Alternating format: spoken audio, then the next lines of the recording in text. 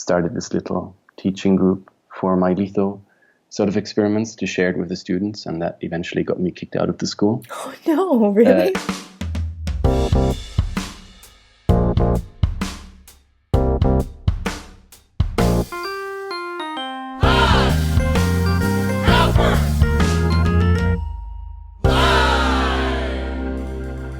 Hello, print friends, and welcome to Pine Copper Live, the internet's #1 printmaking podcast. I'm your host, Miranda Metcalf. I release an episode every 2 weeks, and on the off weeks, I publish an article on the Pine Copper Line website, which features images and maybe a bit more information about the artist I'm going to interview. This week, my guest is Patrick Wagner of Blackheart Press. And, oh boy, I envy you that you are about to get to hear this interview for the first time. This is a fun one. I mean, sure, we talk about dances of death and looming environmental catastrophes and the end of the universe, and not to mention a devastating fire that destroyed his entire archive of all the work he'd ever created ever. But trust me, Patrick is 100% a good time. And despite the at times heavy content, the main theme that runs through this whole episode is the incredible connections that printmakers create around the world over our shared passion, and the lengths we go to share knowledge and build community. Patrick takes us from Japan to Switzerland to Nigeria and back to a hole in the ice in Stockholm. We also get into the art sauna project. While not directly related to printmaking technically, I do have a huge conceptual and logistical crush on it, and it's a really interesting study in human connections, and one might even be so bold as to say, relational aesthetics. The icing on the cake for this episode is Patrick's voice, which is probably one of the most relaxing things you've ever heard. I don't know, maybe it's all the saunas. Just a quick reminder before we dive in, the best way to get in touch with Pine Copper Line is through my website at pinecopperline.com or my Instagram, which is pine.copper.line. I also have a Patreon up now, and if you haven't at least gone to the page to check out the video that I made for it, you really should. It's probably one of the funniest things I've ever created. And by created, I mean stumbled into. You'll just have to watch it and see. Make sure you stick through the end. It's only about 1 minute and 20 seconds, which I know is about 46 minutes in internet time, but trust me, it's worth it. And as always, there's a link in the show notes. And if Patreon's not your thing, hey, I get it. But it would really help me out if you left a review on your podcast app of choice, or maybe told a printmaker or two that Pine Copper Line is out there and looking for more listeners. All right, without further ado, here's Patrick. Hi, Patrick. How's it going? Hi, how are you? I'm good. Thanks for joining me. Yeah, thank you for having me. So I have been following your work and all your projects as I can get my head around them on Instagram for some time. I'm really curious about what you do and your background and that kind of thing and how it sort of intertwines. So would you mind just giving yourself a little introduction? So I say my name is Patrick, but actually that's not true. My name is Patrick Wagner. I'm a German printmaker and I live in Sweden since the last 12 years. I was always interested in prints, I suppose, but I lived next to a printmaking museum while I was studying English for about 5 years, and I sort of went there monthly. It's the Horst Janssen Museum in Oldenburg, Germany. Horst Janssen is one of the late greats German printmakers. You don't have to agree with his persona so much or his works, but somehow that was the right time for me, and I literally lived next door in the Pferdemarkt, so I went there once a month, and after 5 years of studying English, I was like, okay, I need to drop out and go to art school and learn printmaking, and that's what I did. Enrolled in art school, got in a really small school in northern Germany, Enthusiast Kunsthochschule Kiel. I think they had you weren't allowed to go to the print shop for the first year or something. You had to do a foundation year or something, but rules are sort of arbitrary at times. So I just went there anyway first week and was like, I need to learn printmaking. because I lived next to the Horst Janssen Museum for 5 years. And it turned out that the master printer, or the guy running the print shop, Dietmar Hagedorn, was a huge fan of Horst Janssen, and just like, he's a big person, so he just lurched forward into this bear hug, and was like, "You've come to the right place, son," type. Like, he didn't say that, but that was like, he conveyed that. He was like, "Yeah, just come on in, like, let's get started." And that was my official welcome into the world of printmaking, was this hug, which I'm still terrified of and fondly remember at the same time. And it just kind of went on from there into where it is now. To sort of round this out, for the last 5 years, I've been teaching lithography at the Royal Institute of Art in Stockholm. That was the reason why I moved to Sweden. And this December 2018, they've decided to, I suppose they would like to say it's on hiatus. To me, it's like they've closed the shops and let me go. So yeah, I'm looking. If you need if anyone listening to this needs a printmaker, hire me. Yeah, you heard it here first. Yeah, right. So yeah, that's where I've been, and that's where I still am based in Sweden. And so, was lithography your main focus in school as well, or how did you come to the most alchemy of printmaking? Don't hate me, but it's actually, I love etching the most. Kind of, it's just it's the nicest. No, that was the shop. The shop in Germany was Intaglio shop. It's got all this. It's kind of cheesy, but it's got all the alchemy parts, right? It's like, it smells of tar and varnish and turpentine, and it's kind of cool. And you get to hold a flame under your plate and melt on asphaltum or rosin or whatever. And I was just like, yeah, this is it. So I don't think I started with lithography before Romania.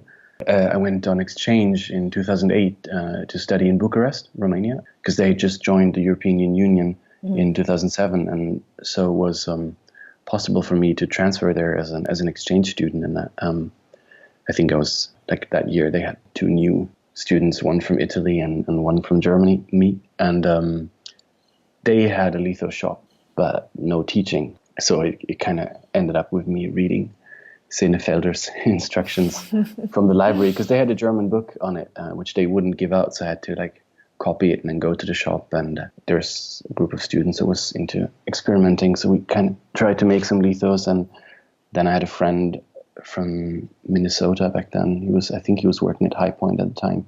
Super generous with his time and sending me long email explanations that make perfect sense when you know what you're doing, and that are really abstract when you've never made lithography before. And like, buff in a thin layer of gum, what does that mean? Right. Like, when you see someone, it's like so easy. And when you try to figure this out from an email, you're like, okay, I don't know what buff is. Like, I don't know what that word means. Let's just do something with the gum. Let's make it thin, however that works.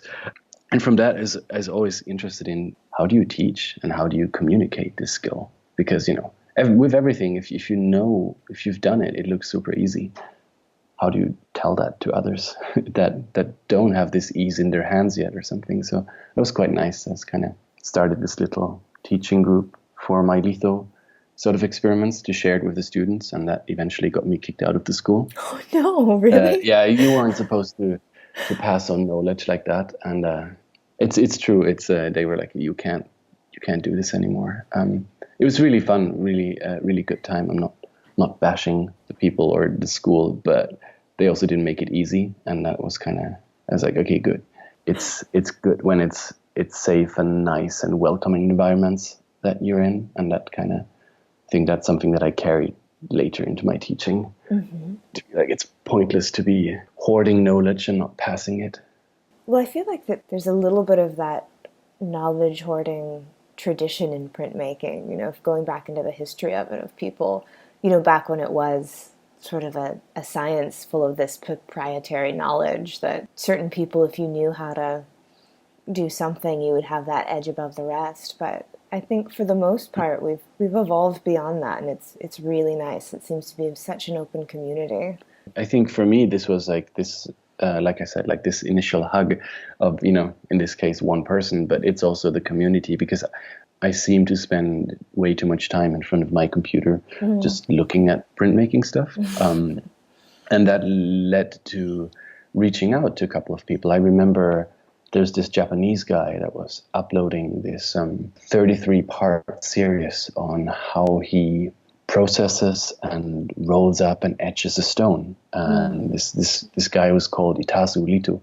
I know him. I actually got to meet him and see his studio once. Right. He's incredible. Yeah. Yeah, he's amazing. So I think like 10 years ago, I sent him an email, based on these YouTube videos or something.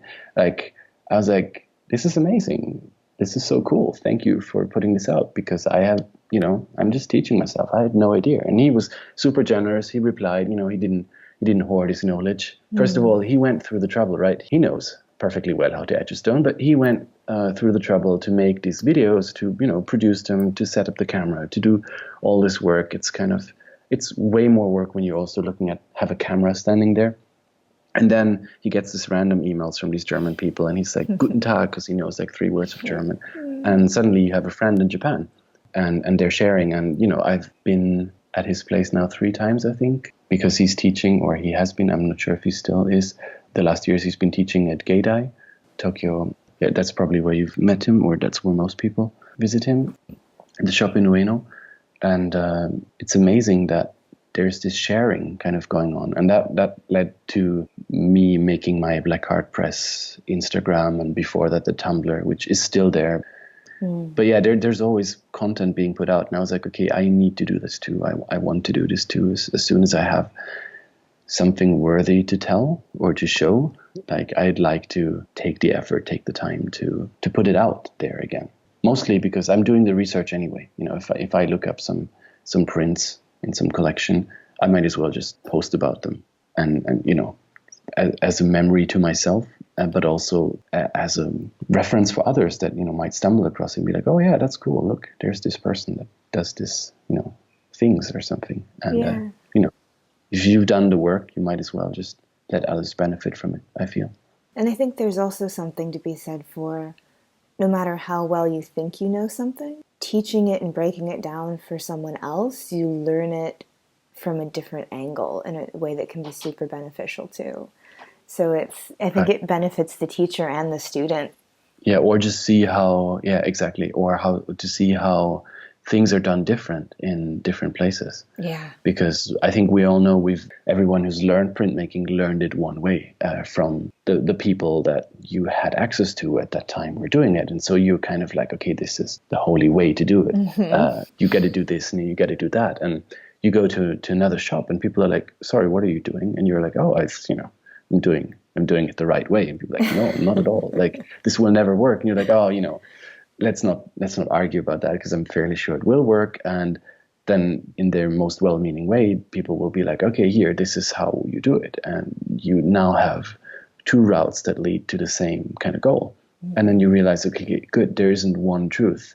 As nice as this would be, you always make some compromise, or something works because of, climate or access to local chemistry or other things, or just to custom. Yeah, it's really amazing. The last years I've been kind of trying to soak up as much knowledge from this Swiss printmaker, Ernst Hanke. He's been in some of the last videos, and I've never gotten this many comments on the way he etches stones, because it's the hottest etches I've ever seen put onto stones. But he knows what he's doing. He does this since he's 15, and he's 73 now. So, like, he really knows what he's doing. And if you show this to people, they're like, okay, good. So you burned your entire washes. So how are you gonna redraw your stone? And you're like, no, actually, this works. But this works because the person knows what they're doing, and that's so cool to see, and it's so humbling at any given time to realize that there's so much more to pick up and to hone and kind of fine tune. It is funny how non-standardized the printmaking practice is. It seems like something that's been going on, in the case of etching, for 500 years, that it would have, the kinks or all the little nuances would have been worked out, but there's always something more to learn. There's always some weird little trick hidden away in a corner of Thailand that you haven't heard of yet. And I think it's part of what makes the practice and being connected to the larger culture of it so rewarding. No, exactly. And also that, there's these big differences in possibilities based on, how your shops are set up, but they're just differences, not limitations. Like I have these nice videos playing in my head at the same time. And one is, you can find it on YouTube. I think it's from High Point. It's, oh God, I forgot his name, Cole Rogers, I think the master printer there. He's coating a screen in some of the videos, and he's just coating it super nice in this one swift motion. And then I think he turns to the camera and says this is how it's done. This is how you coat a screen or something. And which is, this is how you coat a screen in one swift, nice motion. And there's this other video of this guy sitting on the floor in a shop in India, and he just pours emulsion onto the screen. And he has, I think it's a credit card, and he just sort of uses this little plastic card to coat the entire screen, to move the emulsion around and coat it and then smoothen it out from the backside in what is obviously a very trained and skilled motion. And you were like, yeah, of course, if they had the setup that you can have elsewhere, you do it different. But for both people are screen printing at the end of the day, and one is a pro shop and the other is I don't know what they're printing for local merchants or something, but it works. It's amazing. And that goes from after studying in Bucharest, I went to Bergen, and it's been night and day, of course. Bucharest was like me and the other students, we'd cook up our own hard ground in the basement. So we'd just take naphtha, tar, terps, beeswax and some other stuff, and kind of just have this hot plate and boil it in this bucket, and just lift our t-shirts over our noses and be like, now we're safe, I suppose. And then you go to and make great prints there, but it was literally impossible to get anything else but steel to work on.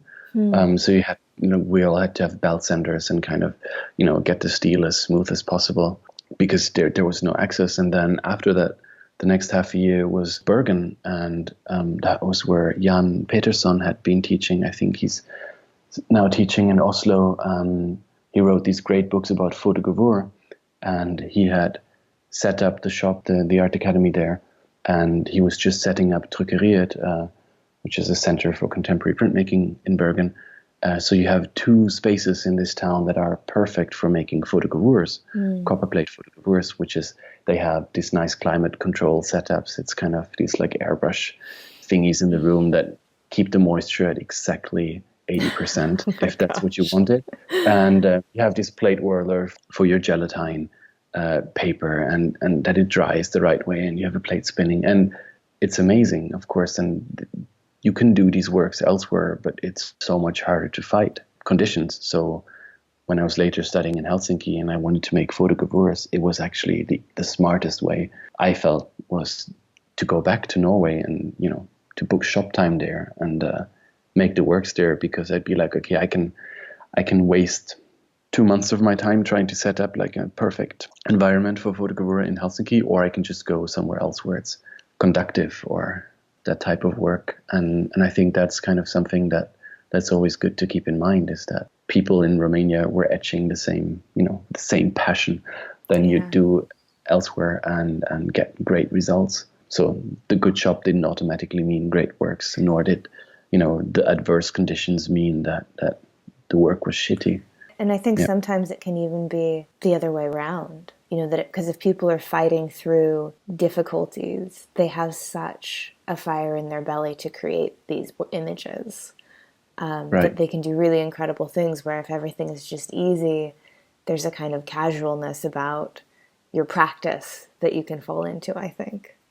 So, yeah, exactly. Yeah. I think that's why I got so into these works of Nigerian printmaker Bruce Onobrakpeya, because I think he learned printing somewhere in London or in England at least. It's kind of vague on his biography, and I'm not fully up to date. So I'm sorry if I'm maybe that's not 100% true, but I think he learned somewhere in Europe, and he went back to Nigeria and got the wrong assets and got all sorts of other problems because it wasn't as easily available as it was where he learned. But that led to some really amazing kind of discoveries where they were using epoxy to fix holes in a plate. They had etched the plate too strong and it got in a hole, and I think he took it to a car body shop where a friend of his was working, and they were like, oh, that's cool, we can patch it up with epoxy, which they did. So the hole was fixed, but then the epoxy doesn't etch, so you had to carve it. And where the drops of epoxy are on the plate, they're now relief. And so he creates these works that are called deep etchings, and they're amazing. I think he works on sort of several layers of topography in that plate. Like he wipes parts of it in intaglio and he rolls up others because they're higher. And they make these amazing works. And so that only was created because of conditions that existed in his shop at the time, at the availability. So always trying to keep that in mind when making works. And people are like, oh, what should we buy? And you're like, oh, just take what you have. Like it's good, and we'll make it work somehow.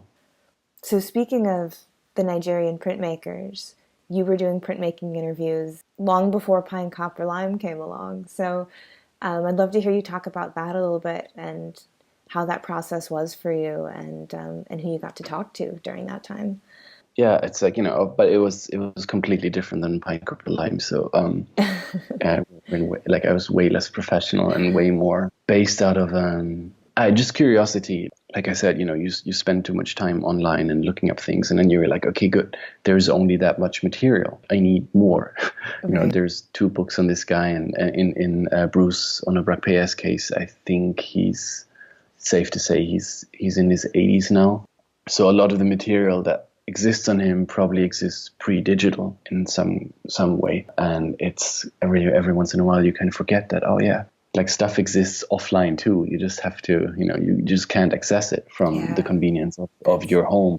Yeah, and that's true for German collaborative shops that for some reason work very different than Americans, and that's true for a lot of other people that have either not been fortunate enough to have content created or have worked before content creation time, like digital content creation time. So I was like, okay, I need to reach out to people, but also I need to give it some sense. It has to have some format that kind of benefits others, because I'm spending a lot of time preparing for interviews or something and then doing them, and also knowing how much of a sloth I am. It's kind of good to know that you have some kind of goal to work towards because otherwise it can just be a phone call and I know it, and then I still have to generate value out of this, or at least it feels like I should, because I've made all this prep work for it.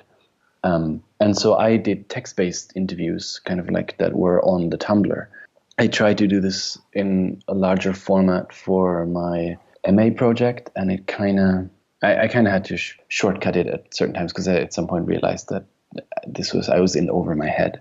But long story short, I contacted a couple of people, and Bruce being kind of maybe the person that was most important to me, because I had only been given a book about him with like black and white images and a short story about his life that was published in Nigeria. So there's no way to contact the publishers, because there's no phone numbers or something.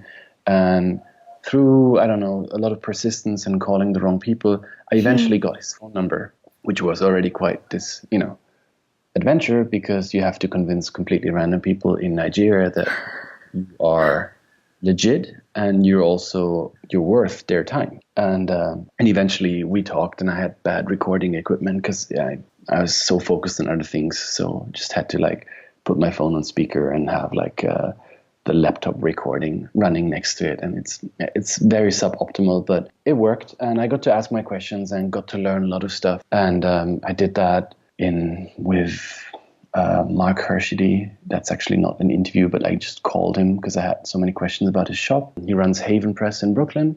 And I think I saw works that he published online There's a Norwegian mezzotinto artist called Tom Cosmo, who makes amazing works, who I've been aware of because I've been in Norway for a while, but we never got to talk or something. So then it was quite nice to have this sort of badge, like self-applied badge. We're like, oh, I make interviews. So, hey, I can just reach out to you. And people are like, oh, yeah, you make interviews. That's totally cool. That's legit. And then you could talk to people. But I would love to chat a little bit deeper kind of about Blackheart Press. And is it a collaborative studio? Is it just sort of the name for your own practice? Sort of define like what it is and when you started it. Yeah, that's good. Blackheart Press it's not a collaborative studio. It's the name for my printmaking online presence.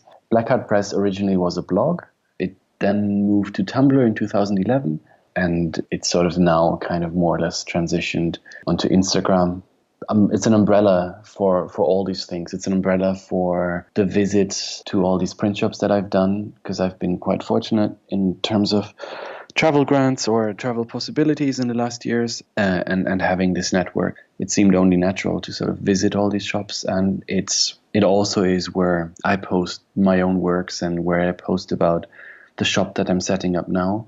It helps to be name consistent, at least, so that you can be like, okay, don't know how the guy is called, but it's Blackheart Press on Instagram or Blackheart Press on Tumblr or something, or on YouTube. And it's very memorable too. It's like names like that always stick in people's minds better than human names, right? Like yes, so, exactly. Yeah. Like I know most people by their Instagram names, and I'm like, what was their real name again? Yeah. And I mean, Blackheart Press is a total ripoff of the band Blackheart Procession. Oh, yeah. So Blackheart Press, you said it's sort of your own work. Do you want to talk about that a little bit and what your own practice is personally and sort of what it looks like and where it comes from?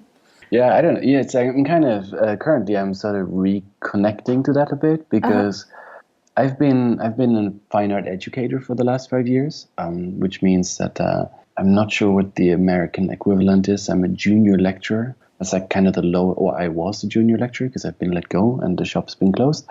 But that's what I mainly did. And if you do that on basically any percentage level above 50, there's no time for your own art practice. At least I didn't have the energy. I admire everyone who's teaching and who gets anything done, because when I come home, I'm like too tired to play video games. And and because I just need to, rinse all the student questions out of my head and kind of think about something. And then with whatever financial situations that you have as low tier academia, like you can't even afford a studio. So you can work in a school studio, but that means that whenever someone finds you there, you're working.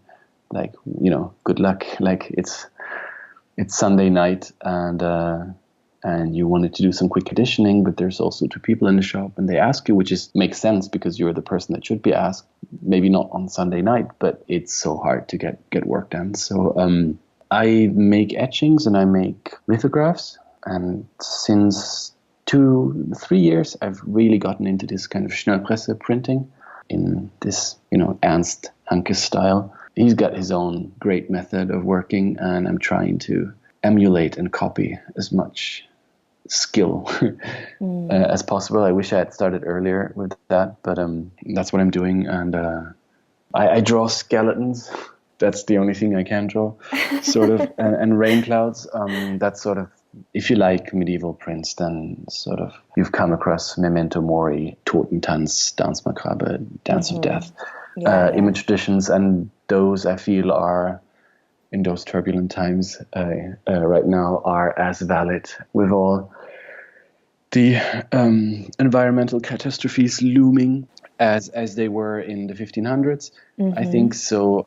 To me, it seems valid. I will probably not get invited to a biennale or something due to relevance, but that's fine because they give me joy. No, I love that. That makes a lot of sense. I have my master's degree in the 16th century Northern European printmaking. When you're talking about like any of that kind of like Dance of Death, and obviously it's a little bit later than like some of the plague and that kind of thing. But I always loved that work, and I wrote a paper about I'm embarrassed to say his name in front of someone who's a native German speaker, but the very Americanized way of saying it is Hans Baldwin Green. Or Yes. so, and sort of his witches and everything like that. I loved studying that, and I can definitely, now that you say that, I can really see that in your work, because your skeletons certainly have a life to them, like the ghoulies from that time, and as you say, like all the uncertainties and catastrophes that we know of that seem to be on the horizon, let alone those that we don't. It does seem a very appropriate time. Yeah, it's sad but true. Yeah. Yeah. So yeah, but like I feel like I don't have an artist practice in the way that I live of my art or something, or strive to live off, because that seems impossible somehow. And I love collaborative printing, so I think that's always going to be a part of my practice as well, is to work with others. Ideally, I'd like to continue teaching, because that's super fun. But I'm also setting up my own shop in the middle of nowhere in Sweden. So eventually I'm gonna have some place to invite people to. And actually, if we can double back for a second, when you were talking about your own work, you were saying you were inspired by, I think it was it a German word, or? I probably said Totentanz. It's just the German word for a dance of death. Oh, okay.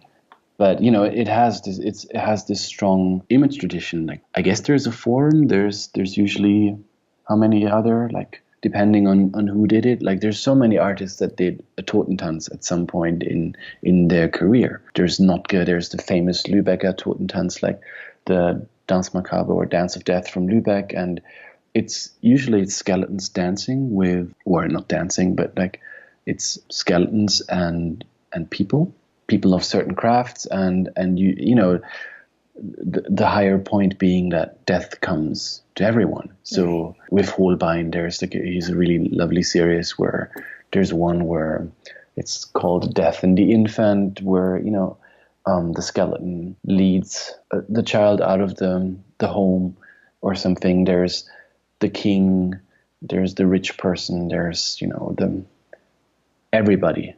And kind of it shows that this is the one unifying quality that we all have, is that we're mortal. Like, no matter how big the companies you're running, and no matter how much other things, or how poor you are. And I guess that was kind of why this connected with a lot of people, I suppose. And I think they were meant to pacify, to say people it's okay that there's so many injustices, because eventually. Like I think this must have been something from the rich people that commissioned these works, also, to be like, okay, eventually this is like, just remember, we're all. It's fine that I have more than you, right? From the church, and I think that's kind of that connected really well. And then, since it's skeletons and you can't tell, especially not the anatomically incorrect way I draw them, you can't tell sex or race from a skeleton, which is also wonderful, because that's, again, the unifying quality we all have. So, yeah, but I think the word was just Totentanz. And so, do you think that the longevity of an image like that, and the fact that, you're still drawn to it, I'm still drawn to it, do you think it comes from the same places that it did in its inception, that it is this unifier, that it does have a kind of dark comfort in that? Or do you think that it's evolved in some ways? Yeah, I think there is like a unifier. I'm not sure if it has evolved. I think it's the most basic thing, sort of, in a way. And of course it's more fun when you're young and kind of cocky, and none of your friends have passed or something, and nobody that's close to you has fallen ill or passed, and you can just be carefree about it. But as you move on, and I think we all have stories in our lives that touch mortality in one way or another, and usually in a way that's really close, then you realize, like, okay, it is actually a strange sort of thing. It's like that it's these days it's so removed, I think, from our considerations in a lot of ways, because science is amazing and you can resuscitate people, and so many things that were, when you look at artists and you read their biography, and they're young and promising, and then they get the flu and die, like Sheila or something, and then you're like, oh damn. But soon antibiotics will no longer work, and we might get there again. And so I think that's why it works with so many people. And so maybe you have the humor that you enjoy it and you can see kind of a sense in it, or maybe it's too close. Like I've gotten both reactions for the Kickstarter to move the press. I was at Ernst's place in Switzerland, and we printed, and so out of a whim I decided that one of the prints was going to be a portrait of him, which is a skeleton, because I can't draw. I could, but it would just be like a cartoonish kind of thing where you recognize him because the hair or something. So I drew a skeleton, and the skeleton holds like a litho roller, and I drew his dog as well, and the dog's name is Happy, and it's a white dog. So I drew this little skeleton dog sitting at the feet of that skeleton, and there's the bar of color, and it's Ernst's favorite colors. It's like a blue fading into a green that's in German, it's Nilgrün, Nile green. Not sure if that's a proper, if English-speaking people know what that means, but like Nilgrün, it's a really nice color, and you kind of need it if you want to mix a nice turquoise without using white. Then you need that kind of green. If you just want the white from the paper and transparency. Anyway, so we made this print, and we're printing all the colors from the same stone. So the image comes up fairly fast, like you're shaping it fairly quick, but you're also, as I draw the background, that's the first time we see the background. The background plate or stone doesn't exist until it's time to sort of resensitize the stone and draw that part. And so as it comes up and we're looking at the proofs and we're deciding, we as Ernst, his wife Erika, and me, the three people in the shop, and we look at the print and say like, okay, should we commit the entire stack of the edition to this background? And I say, yeah. And Erika, she's like, oh my God, this is perfect. We're going to use this for the death, announcement in the newspaper.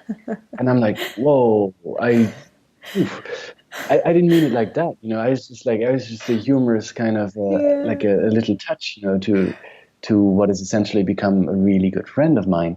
So for a moment, it was like funny that I was the one taken aback. Yeah. And Ernst loved it, his wife loved it, and I'm not sure what the dog thought, but everybody was kind of like positive about the image, and it wasn't macabre or something at all. It fit really well, and because they had the right sense of humor to sort of see that and kind of enjoy that image. And I've had other people that were like, okay, this is too much. Too many skeletons, and it's too close for some comfort, and that's fine as well. And I think that's something I always try to be respectful of. Yeah. But that's why the humor has to be in there in one way or another. Yeah, it's a couple of things kind of come to mind when you're telling that story, and one is that I think sometimes it's easier to joke about your own death than to hear someone else joking about theirs. But also, I think in terms of that kind of sensitivity, I think it can also comes in waves. If something happens where I've experienced death close to me, there's always a time period where I can't. I notice it in a more sensitive way. And then, 6 months on, I'm ready to listen to a murder podcast and make jokes again. Right. It is interesting how at least for me, it's cyclical between the reality and the way that our brain kind of separates it or gets its coping mechanisms back, I guess. Yeah, absolutely. And then, and there's also so many dimensions to it. I have this friend, Katie Mack.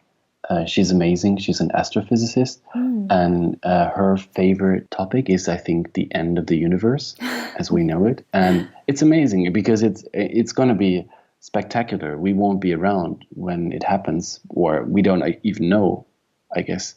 I shouldn't be talking about it because I have no idea. I just sort of know what she talks about in her lectures and in her poetry and her words that she puts out. But it's amazing, and it's all encompassing, and it's fascinating. It's like absolutely fascinating. It will also most likely, be the end of all things, because that's that's what the end of the universe is. But it's there's something sort of comforting about it that there is an end of sorts. And I suppose in my work, this kind of comes back also to, I mentioned this fire in 2016. That fire ate my entire archive of all the works that I made until then, from say 2006 when I started to 2016 when that house sort of had the roof burned down and whatever, the water kind of messed up the entire place, and we couldn't get in because it was whatever. Long story. Anyway, all the works are gone, and you're like, oh, okay, good. So what do I do? I've recently applied for a job in Germany. I didn't get it, but I was invited to the interview, and they wanted to have physical work samples, which is old-fashioned. I was like, okay, whatever. And so I brought this A4 folder, like letter size folder, with 3 random prints that I had lying, in my apartment, like complete randomness that they were there and didn't get destroyed, together with my studio that was, located in my office, because that's where it was all the time anyway. And I was like, okay, these are all the works I have, full disclaimer, there's a lot more, and I can show them online and show them whatever. But if you want to see physical works, these are some new works that I've printed, and this year is like my archive. And there's no archive of student works anymore. There's no archive of works that I've made, of projects that I'm really proud of, because they're gone. And that's cool. I'm fine with it now. I've been in shock, and now I'm good. But it's still kind of at certain times it comes back, and you're like, oh yeah, you'd like to see those prints. Yeah, no, they're gone. Or, I'm not going to make any money with them ever, even if there's now interest in whatever works I made, because they're gone. So I guess that kind of also helps with the whole subject, kind of, or the fascination with it some way. I don't know. I guess you have to relate to it. No, I get it in a sense that it was actually the week or maybe even the day that I launched the Pine Copperline website. I accidentally deleted all of my files besides my Pine Copperline files.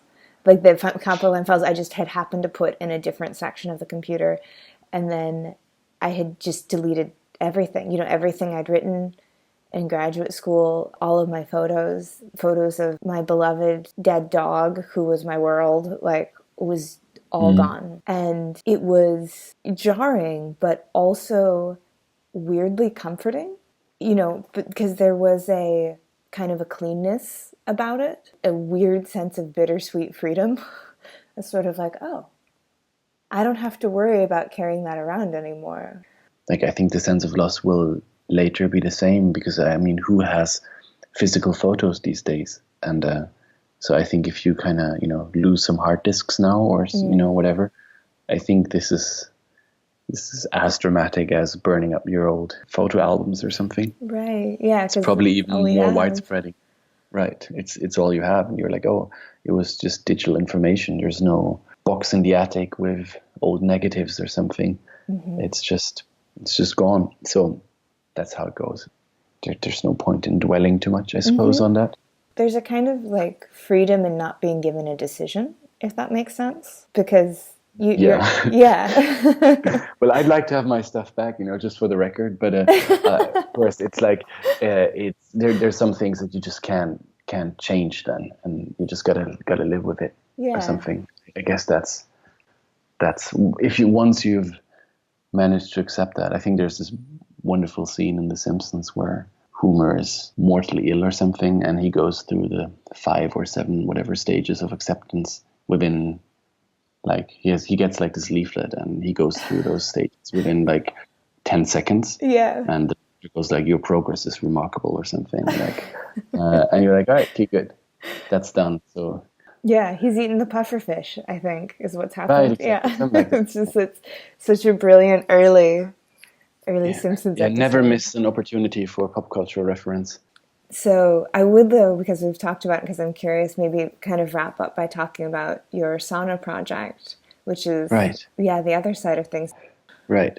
So it's not my project. I'm just kind of its most devoted disciple. Art Sauna is a communal sauna experience. It was created in 2014. It's a sauna on a trailer. A sauna is a Finnish thing. It's a room that you heat up to about as hot as you like it or can get it, and then you throw water onto the stones, and it creates a steam. And the Finnish word for that is löyly.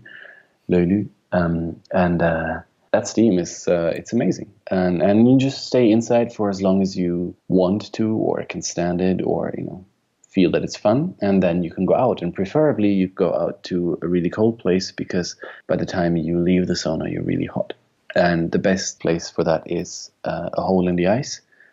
In Finnish that's called avanto, in Swedish it's isvak, or and that's the art sauna in short. The art sauna is the brainchild of Anton Vireus. Anton was a printmaking project student at the Royal Institute of Art in Stockholm in the first year when I started working there.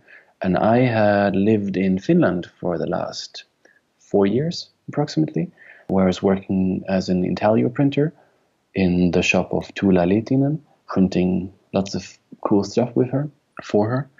And the only way you can have friends in Finland is if you drink, which I don't, or you have sauna, which I love. So, I was good there. I moved to Stockholm because I got the job, and Anton being Finnish or half Finnish, we made some prints that were actually posters for the sauna, sort of, or like drawings of the sauna. And so we talked about it, and he was like, "Oh, if you miss Finnish sauna," and I was like, "Yes, I do." He was like, "You should come to the art sauna, because it's a trailer, and we just drive it out to, like, every city has these sort of off spaces, like not abandoned spaces, but kind of here it's in Stockholm, it's Liljeholmsstranden. It's close to a concrete factory. It has an old ink color factory next to it that's like decommissioned, and sort of it's full of graffiti and kind of kids that get a thrill out of scaling the fence and skating around the ruins or something. And it also has these piers. Stockholm has a lot of like public bathing places, but these piers are in a really unwelcoming area. There's old train tracks that were, I suppose, supply trains for the concrete factory pass there every once in a while, and that's where Anton, or I, mostly Anton though, drives the sauna, and then you just park it and heat it up, and you chop the wood, and everyone's welcome. And that's kind of mostly the Finnish spirit. And usually people are decently dressed and all this, but there's also some hardcore people that feel that clothing don't belong in the sauna, and that's most likely going to happen at some point too. So I had friends visiting from New York, and I was kind of like, okay, I'm not sure how down you are with our loose European ways, but there might be a naked person in that sauna. We'll just see. But most likely they'll all be dressed, and we come there and the door opens and Antti steps out, and he's a Finnish carpenter and he's bucket naked, and I'm like, "Hi," and he's like super casual because he's in the sauna all the time. So he's like, "Hey, how are you?" And like, just side glance at my friends, and they're like, it's PJ and Audrey. PJ, the Riso printer.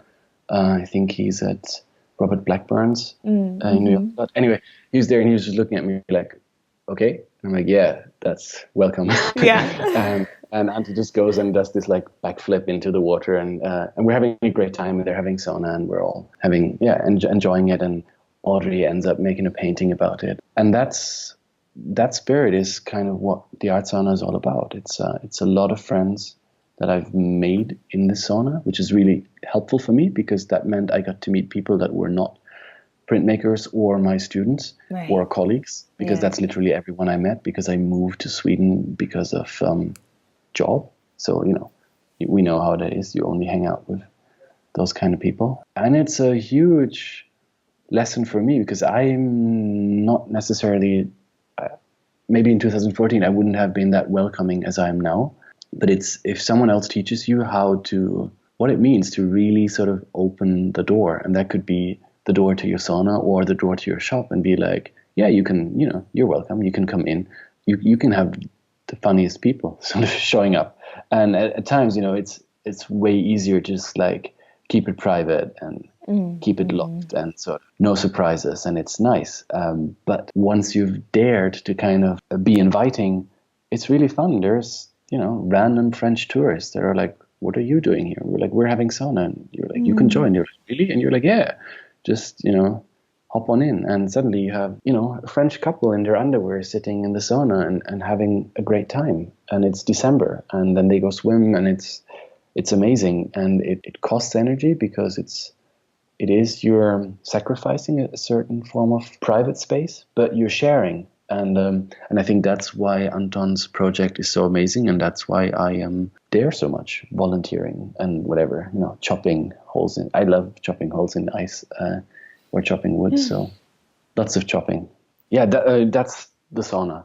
Oh, that sounds like such a great project. Yeah, it's great. I think he should I don't know what the deal with Stockholm is, but I feel that every year he should get one award or something, because there's certain initiatives to kind of, we talk so much about how printmaking is democratic because you can, lower the price and reach more people. And the same way the sauna project is sort of, for the people, because you can volunteer what you want if you want to, pay for the wood because it's not free. And someone had to build that thing, and it's on a trailer, so it has to, someone needs to drive it out with a car, and it's work, but it's also free, and there's demand for it in a certain way.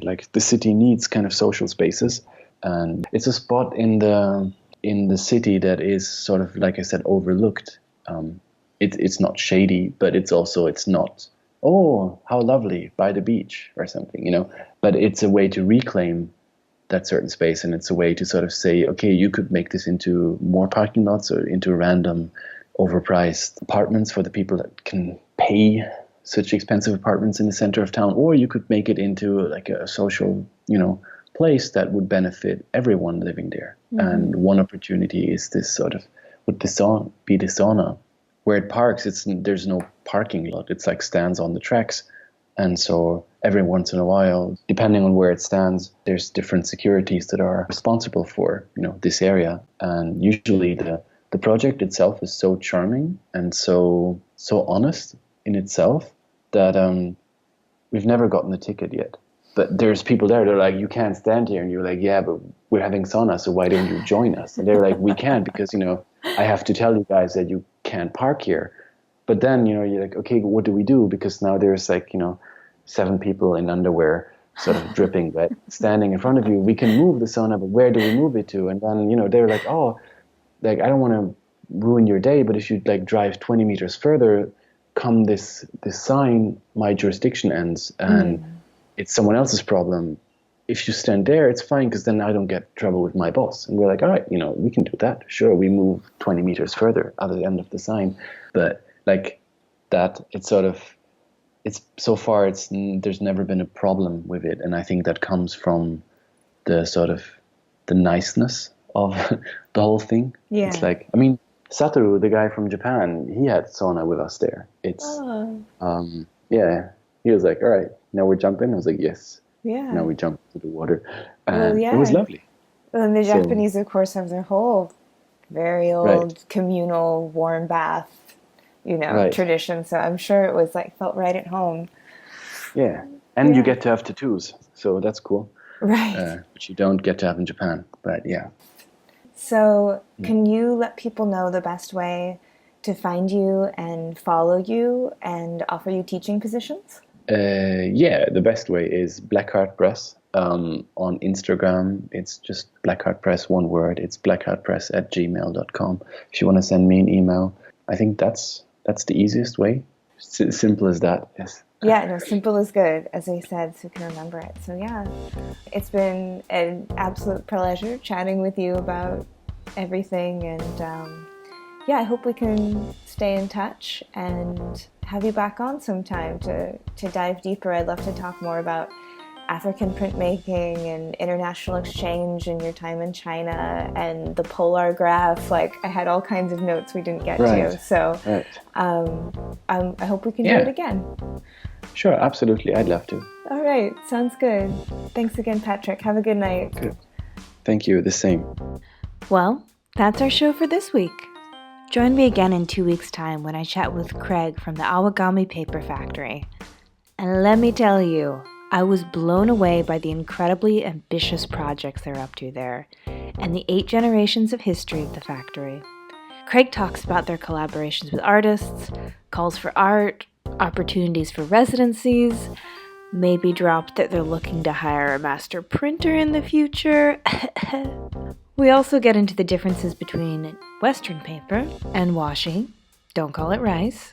Plus, Awagami has generously donated 50 sheets of editioning paper for a giveaway that'll take place as soon as the episode drops over on the Pine Copper Lime Instagram. So, check out the link in the show notes and join me there. This episode, like all episodes, is written and produced by me, Miranda Metcalf, with editing help from Timothy Pauschak and music by Joshua Weber. I'll see you in 2 weeks.